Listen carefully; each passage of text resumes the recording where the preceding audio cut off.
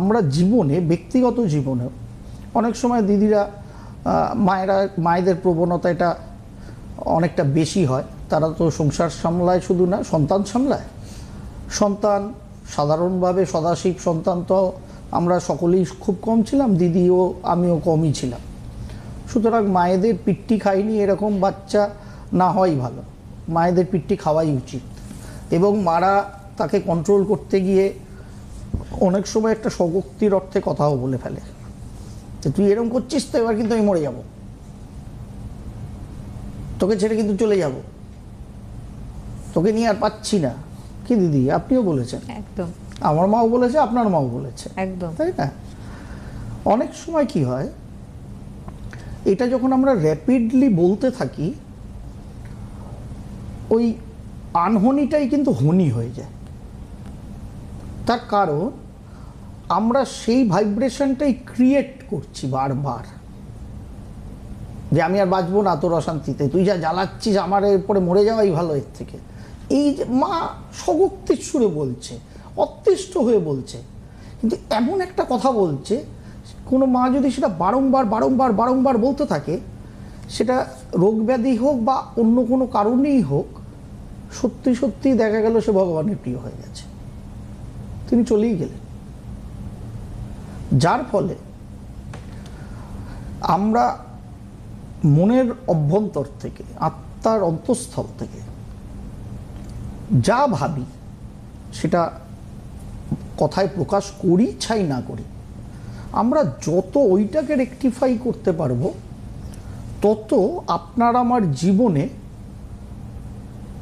সফলতার দিশা সর্বদা আলোকিত হবে।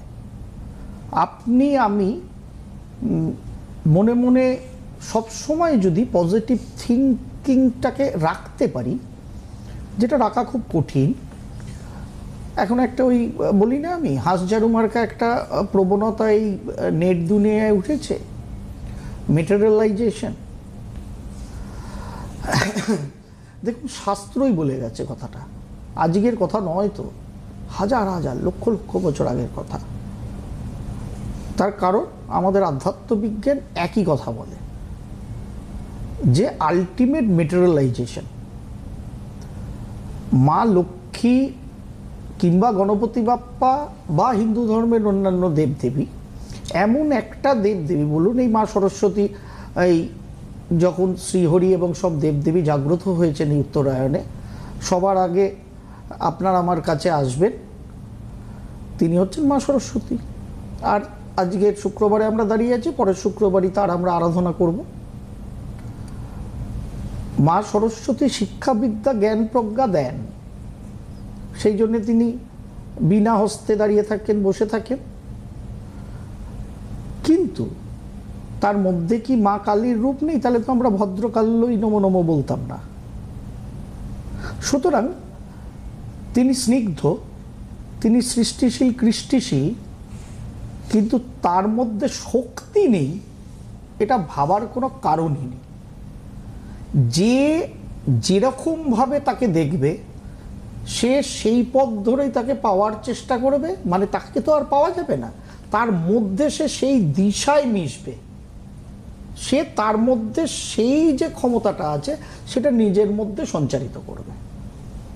এটাই হচ্ছে অ্যাকচুয়ালি সাধন পদ্ধতি।